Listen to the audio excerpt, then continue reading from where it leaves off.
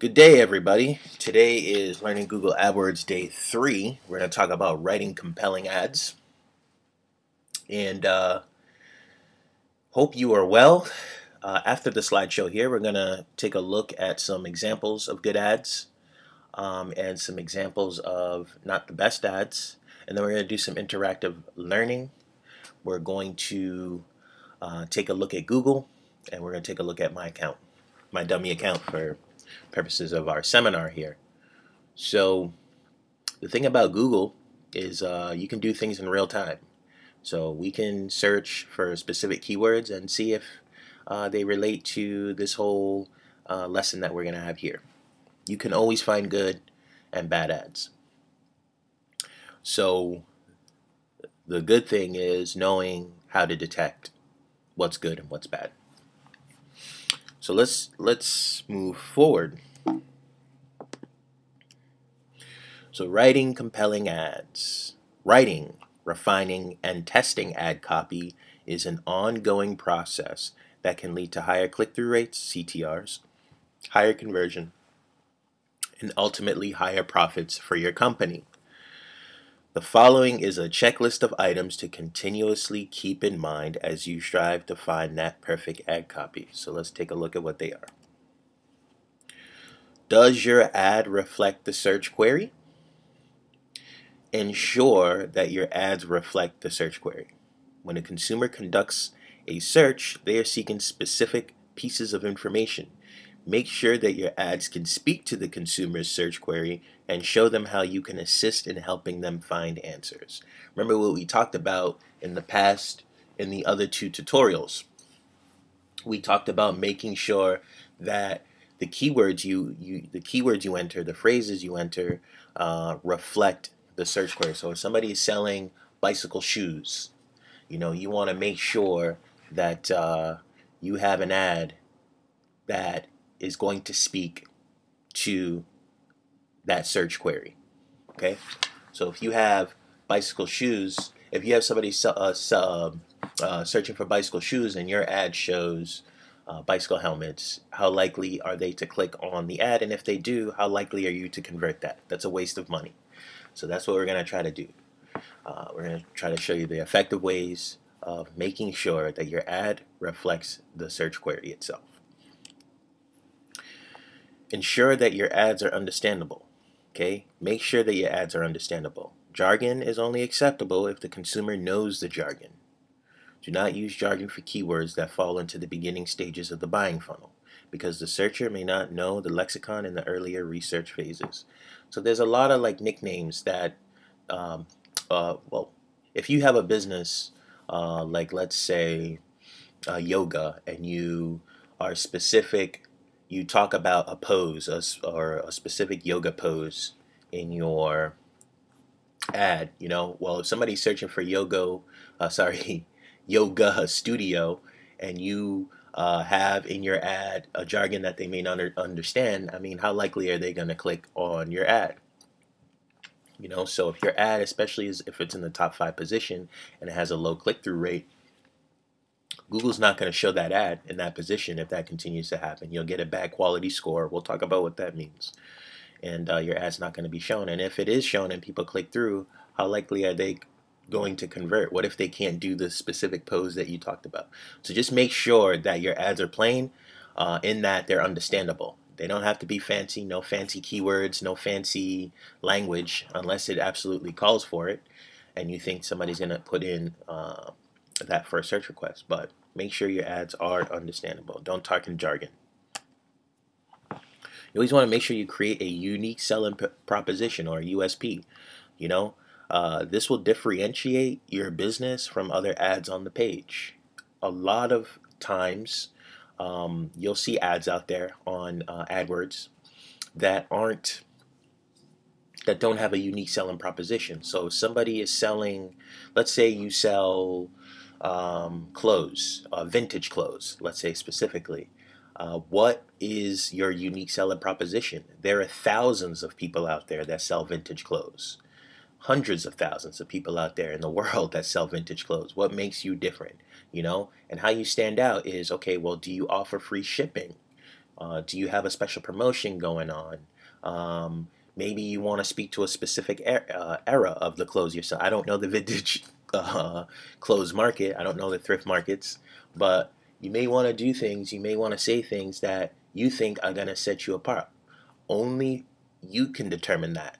Okay, so if you're having a 20% off, you want to make sure you put that in your ad. If you're having if you have free shipping, you want to make sure you're putting that in your ad. You want to entice somebody. You want to entice somebody to come to the ad, so you want to make sure that you always have a unique selling proposition whenever you're writing an ad.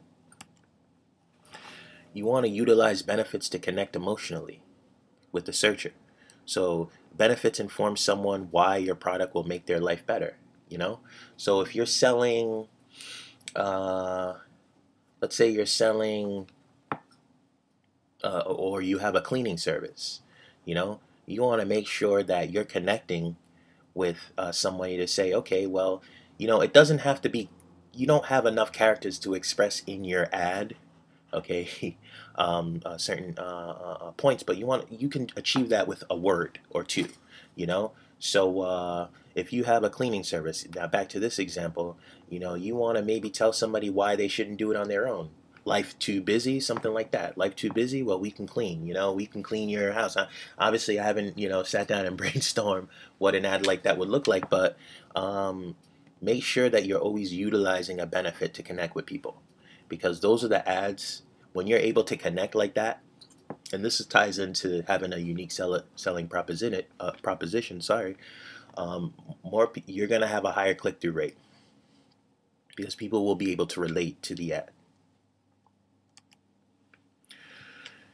In a good example of a great ad is a call to action. So you always want to direct a consumer to take an action.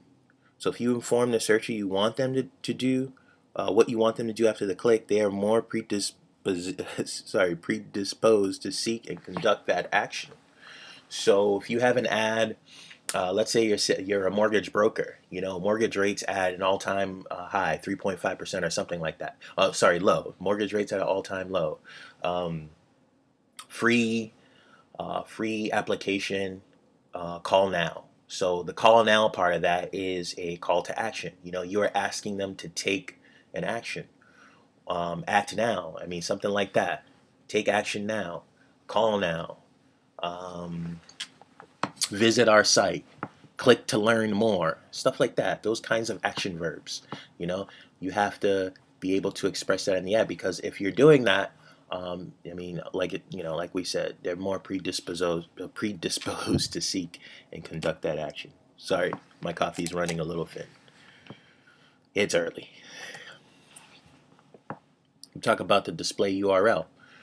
So the display URL is something, and we'll talk about this when we set up the ad, is an extension on your ad. I'm sorry, not an extension. It is what people see when they view your ad. So we'll take a look at what a display URL is right now.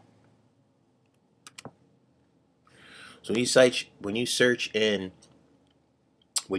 ad for, let's say, bicycle pumps,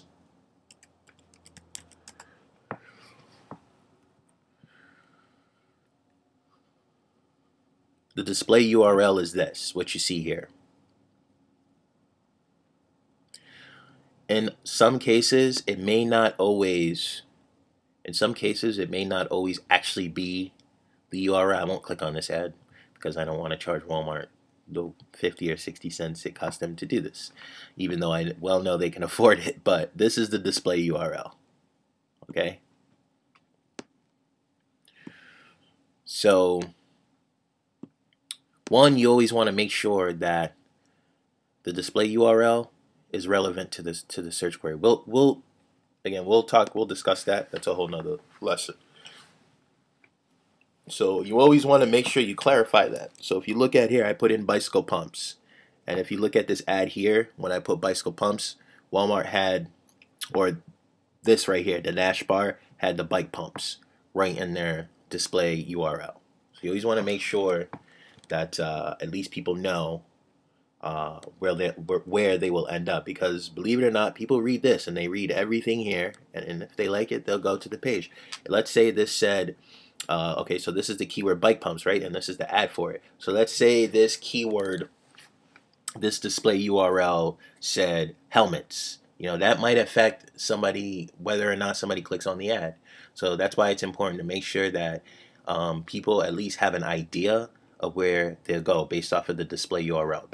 Again, the display URL doesn't necessarily mean that's where the landing page is. It's just, to give them an idea, give your customers an idea. Sort of like a vanity thing where they're going to end up on the site.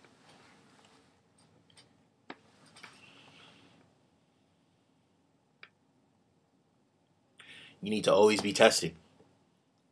Never be satisfied with your ad copy. And journey down the never-ending quest to find the perfect ad copy. Okay, let's face it. You're going to make ads that aren't going to be the best. And if everybody had the magic formula, when they created a Google Adwords account, it'd be a lot more millionaires out there, let me tell you. So you're going to struggle. You're going to struggle with ad copy that doesn't work. It's just the nature of the game. That's why you need to always be testing. I recommend at the end of every week, you look at what your ad copy is doing. In some cases, you may find out right away how it's doing based off of the click-through rate and how much money you're spending. So you always want to make improvements when you can. So for some people, it's that day, at the end of business. Or for some others, if they're getting a high enough click-through rate in their account, they'll wait a week and see how it's going. But you always want to make sure, you never want to just always have one ad. You want to have per ad group, and again, we'll get over this. We'll get to that. Per ad group, you always want to make sure